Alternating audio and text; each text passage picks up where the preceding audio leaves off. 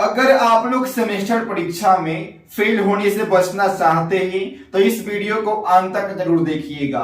स्वागत है आप सभी का अपने YouTube चैनल डिप्लोमा क्लासेस में। तो कैसे हैं आप लोग? उम्मीद करता हूं बहुत बढ़िया होंगे और अपने सेमेस्टर परीक्षा का बहुत अच्छे से तैयारी कर रहे होंगे। तो फाइनली आज का वीडियो उन सभी लोगों के लिए बहुत इंफॉर्मेटिव होने वाली है जो भी लोग DCECLE यानी बिहार पॉलिटेक्निक लेटरल एंट्री का एग्जाम दे करके एडमिशन लिए हैं बिहार पॉलिटेक्निक के थर्ड सेमेस्टर में।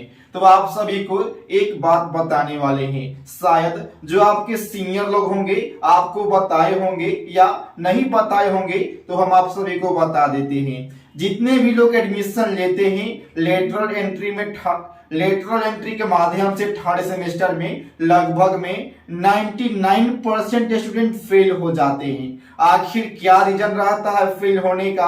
आखिर कौन कौन से गलती होता है जिसको लोग करते हैं? इसके साथ साथ आप सभी को भी बताने वाले हैं कि अगर आप लोग भी बिहार पॉलिटेक्निक लेटरल एंट्री के माध्यम से थर्ड सेमेस्टर में एडमिशन ले लिए हैं और फेल नहीं होना चाहते हैं, यानी बहुत अच्छे नंबर से पास होना चाहते हैं, तो आखिर आप सभी को क्या करना होगा? उसके पहले आप सभी को एक बात बोलना चाहेंगे। आज का जो वीडियो है, अगर आपके मोबाइल में कोई भी ग्रुप होगा बिहार पॉलिटेक्निक का, उसमें इस वीडियो को शेयर जरूर कीजिएगा ताकि जो आपका दोस्त हो और लेटरल एंट्री से एडमिशन लिया हो तो वो फेल ना करे, क्योंकि जब एक दोस्त फेल होता है तो बहुत ज्यादा बुरा लगता है। अगर वो इस वीडियो को देख लेगा, आप लोग भी देखिए और बहुत अच्छे से समझने का प्रयास कीजिए कि वो कौन कौन सी गलती है जिसको नहीं करना है। तो चलिए इस वीडियो को आगे कंटिन्यू करते हैं। उसके पहले आप सभी से एक बात बता दें,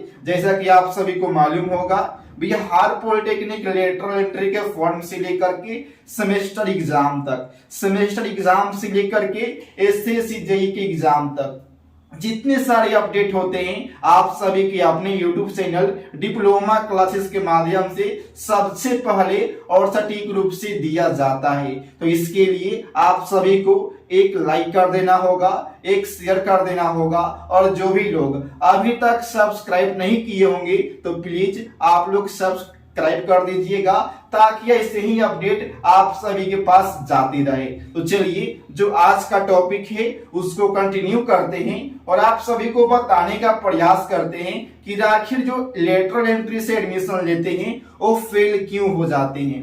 तो पहला बात ये है, आप लोग बोलेंगे क्या है, तो चलिए आप सभी को बताने का प्रयास करते हैं। आप लोग सीधे थर्ड सेमेस्टर में एडमिशन लेते हैं, ठीक है। थर्ड सेम कहने का मतलब वहां पे आपको सिर्फ और सिर्फ आपका जो ब्रांच पेपर है उसी को पढ़ना पड़ता है, और थोड़ा सा जो ब्रांच पेपर होता है ना थोड़ा सा हार्ड होता है, ठीक है। यानी आप लोग के लिए थर्ड सेम नहीं, आप लोग के लिए फर्स्ट सेमेस्टर वही है। और जो लोग मैट्रिक लेवल से एडमिशन लेते हैं वो लोग शुरुआती से पढ़ते हैं, जैसे कि फर्स्ट सेमेस्टर में मैथ है, फिजिक्स है, केमिस्ट्री है, IT सिस्टम है, fundamental of electrical and electronics engineering है, जो मैकेनिक्स से, ग्राफिक्स से, ये सब पढ़ना होता है जो बिल्कुल इजी होता है। तो वो लोग इजी से हाईएस्ट की ओर बढ़ते हैं, और आप लोग का क्या है, आप लोग को सीधे ब्रांच पेपर को पढ़ना पड़ जाता है। इसके साथ साथ कुछ ऐसे भी स्टूडेंट होंगे जो सीधे 12th पास करते हैं और लेटरल एंट्री का एग्जाम देते हैं और एडमिशन ले लेते हैं बिहार पॉलिटेक्निक के थर्ड सेमेस्टर में। तो उनको 7 पेपर पढ़ना होता है, यानी जो 5 पेपर होगा अपना पढ़ना होगा और 2 पेपर है मैकेनिक्स और ग्राफिक्स, उसको पढ़ना पड़ता है। तो ये तो हो गया। और जो लोग ITI से आते हैं उनको ओनली 5 पेपर ही पढ़ना पड़ता है जो आपका ब्रांच पेपर है। तो जो लोग ITI से हैं तो आपको खुश नहीं होना है कि हमको सिर्फ 5 पेपर ही पढ़ना है। देखिए जो मैकेनिक्स से और ग्राफिक्स से अगर आप लोग इसको छोड़ देंगे तो क्या होगा, आपका SSC JEE का एग्जाम नहीं निकलेगा। देखिए जो पॉलिटेक्निक के स्टूडेंट होते हैं उनका सिर्फ एक ही सपना होता है कि हम इंजीनियर बन जाए, और इंजीनियर बनने के लिए सिर्फ एक ही एग्जाम है, एसएससी जेईई, उसको क्लियर करना होता है। अगर आप लोग उसको क्लियर करना चाहते हैं तो आपको मैकेनिक्स और ग्राफिक्स आना चाहिए, क्योंकि सबसे ज्यादा ऑब्जेक्टिव क्वेश्चन मैकेनिक्स से ही पूछे जाते हैं। मैकेनिक्स क्या है? सबसे छोटा यूनिट है। जब तक आप लोग मैकेनिक्स को नहीं समझेंगे तब तक आपको कोई भी पेपर समझ में नहीं आएगा। तो जितने भी लोग हैं आईटीआई से एडमिशन लिए हो तो या 12th से एडमिशन लिए हो तो सभी को मैकेनिक्स पढ़ना है, अच्छा से पढ़ना है। पास होने के लिए नहीं, एसएससी जेईई का एग्जाम निकालने के लिए पढ़ना है और जूनियर इंजीनियर बनने के लिए पढ़ना है।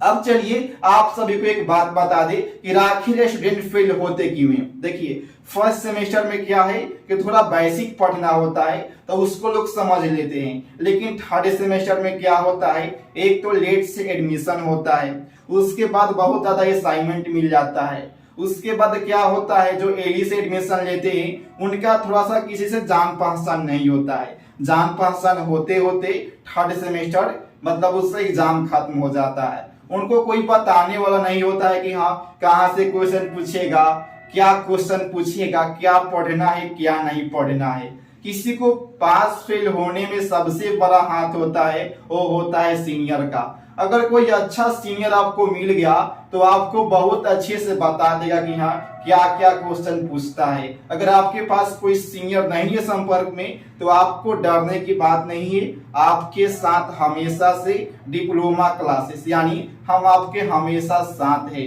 कोई भी क्वेश्चन पूछना होगा तो आप लोग हमसे पूछ सकते हैं। कहाँ पे क्वेश्चन पूछना है? तो क्वेश्चन पूछना है इंस्टाग्राम पे।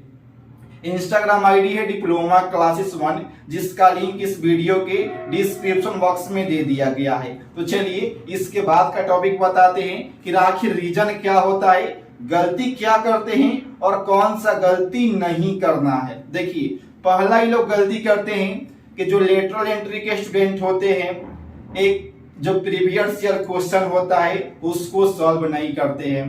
दूसरा गलती क्या करते हैं कि इनको इंग्लिश समझ में नहीं आता है। दूसरा गलती हो गया, इंग्लिश को सीखते सीखते क्या हो जाता है, एग्जाम का टाइम आ जाता है। एग्जाम का टाइम से कुछ दिन पहले क्या होता है कि असाइनमेंट लिखने के लिए मिल जाता है। ये लोग इसी सब काम में बिजी रहते हैं, तब तक क्या होता है कि इन सेम का एग्जाम आ जाता है और इन सेम के एग्जाम में जाते ही इनका कुछ मालूम रहता नहीं है, ऐसे ही इधर उधर देखते हैं और फेल हो जाते हैं। अगर आपको हमारी बातों पर बिलीव नहीं हो रहा होगा तो आप लोग अपने सीनियर से पूछिएगा। जो लोग लेटरल एंट्री से एडमिशन लिए होंगे उनका पक्का 1 या 2 पेपर में कैरी लगा ही होगा, और कैरी लगने का सिर्फ और सिर्फ एक ही रीजन होता है कि अच्छे से पढ़ाई नहीं करना, इंग्लिश समझ में नहीं आना, प्रीवियस ईयर क्वेश्चन को नहीं देखना। आप सभी को क्या करना होगा, अगर पास होना चाहते हैं तो सीनियर का सपोर्ट लेना होगा। अगर कोई सीनियर सपोर्ट नहीं करता है तो आप सबको डरने की बात नहीं है। आप लोग मैसेज कर सकते हैं डिप्लोमा क्लासेस का इंस्टाग्राम आईडी डिप्लोमा क्लासेस 1 पे। ये तो बात हो गया कि हेल्प लेने के लिए मैसेज करना होगा। दूसरी बात है PYQ, यानी प्रीवियस ईयर क्वेश्चन को सॉल्व करना होगा। अगर आपको कुछ समझ में नहीं आता है तो डरने की बात नहीं है।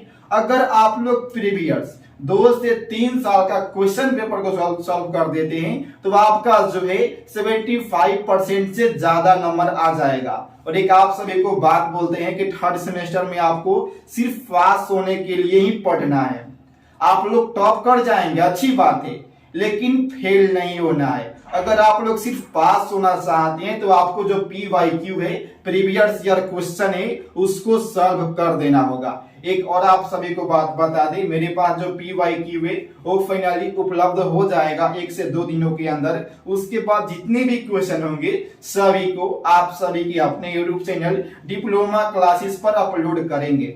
आप लोग उसको देखिएगा और वैसा ही क्वेश्चन पढ़ने का प्रयास कीजिएगा। ये हो गया तीसरी बात कि PYQ को सॉल्व करना होगा पास होने के लिए। चौथा बात, फेल वही होता है जो सब कुछ पढ़ता है, और फेल वो नहीं होता है जो सब कुछ नहीं पढ़ता है। देखिए क्या है, आपके सिलेबस में बहुत कुछ है, अगर आप लोग सिलेबस को कंप्लीट कीजिएगा ना तो क्या होगा कि 1 साल से भी ज्यादा समय लग जाएगा, लेकिन आपको सब कुछ नहीं पढ़ना है, आपको सिर्फ वही कुछ पढ़ना है जो आपके सेमेस्टर एग्जाम में पूछे। और आखिर क्या क्या पूछेगा, इसके लिए आप सभी को प्रीवियस ईयर क्वेश्चन पेपर को देखना होगा। और आखिर प्रीवियस ईयर क्वेश्चन कहाँ मिलेगा, तो उसके लिए आपको जो सीनियर होंगे उनसे मांगना होगा, या अगर वो लोग नहीं देते हैं तो कोई बात नहीं, 2 से 3 दिनों के बाद आप सभी के अपने यूट्यूब चैनल डिप्लोमा क्लासेस पर हम अपलोड करना शुरू कर देंगे। तो उसके लिए क्या करना होगा, सबसे पहले आप लोग कौन कौन से पेपर का जो PYQ है उसका वीडियो चाहते हैं, कमेंट बॉक्स में कमेंट जरूर कीजिएगा। तो क्या क्या गलती नहीं करना है, इंग्लिश को स्ट्रॉन्ग कर देना है, मैकेनिक्स ग्राफिक्स को अच्छा से पढ़ना है, उसके बाद PYQ को सॉल्व करना है। चौथा बात, सब कुछ नहीं पढ़ना है, जो सवाल पूछता है PYQ में जैसा क्वेश्चन पूछा होगा वैसा ही आपको पढ़ना होगा। अगर आप लोग सिलेबस को कंप्लीट करने के चक्कर में पढ़िएगा तो आपका 1 साल तक लग जाएगा, क्योंकि जो आपका सिलेबस है कम नहीं है, बहुत ज्यादा है। इसके साथ साथ आपको मैकेनिक्स और ग्राफिक्स को भी देखना है। ये नहीं, मैकेनिक्स और ग्राफिक्स को इसलिए देखना है ताकि आपका SSC JEE का एग्जाम में अच्छा स्कोर हो सके। अगर आपको बिलीव नहीं होगा तो SSC JEE का जो क्वेश्चन पेपर है आप लोग उसको एक बार देखिएगा, उसमें सबसे ज्यादा क्वेश्चन कंसेप्ट वाला क्वेश्चन जो पूछता है वो होता है मैकेनिक्स का।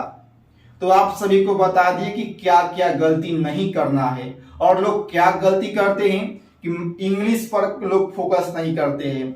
एग्जाम के 2 दिन पहले तक लोग मैसेज करते हैं कि सर हमारा इंग्लिश वीक है, क्या करें। अभी आपके एग्जाम में कुछ टाइम है, आप लोग इंग्लिश पर फोकस कीजिए, PYQ को सॉल्व कीजिए, क्या क्या इंपॉर्टेंट क्वेश्चन है उसको मतलब कॉपी पर लिखने का प्रयास कीजिए।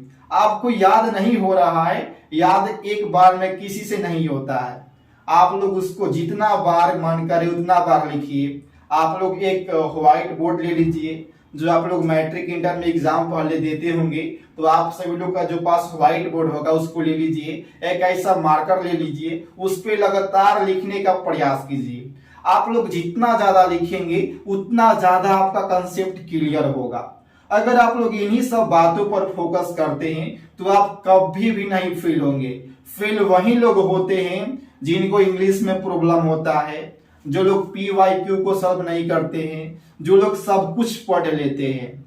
सब कुछ नहीं पढ़ना है, सब कुछ आप लोग वही पढ़िए जो आपके एग्जाम में कुछ। तो उम्मीद है कि आपका जितना भी क्वेश्चन होगा सबका आंसर मिल गया होगा। अब कोई भी क्वेश्चन पूछना होगा तो आप लोग सीधे इंस्टाग्राम पर पूछ सकते हैं या कमेंट बॉक्स में कमेंट करके पूछ सकते हैं। और हाँ, आप लोग कौन से कॉलेज से हैं, अपने अपने कॉलेज का नाम आज के कमेंट बॉक्स में कमेंट जरूर कीजिएगा, ताकि हमको मालूम चल सके कि जो आज का वीडियो है आखिर कौन कौन से पॉलिटेक्निक कॉलेज तक पहुंचा है। तो आज के लिए इतना ही, मिलते हैं फिर अगले वीडियो में। Thank you.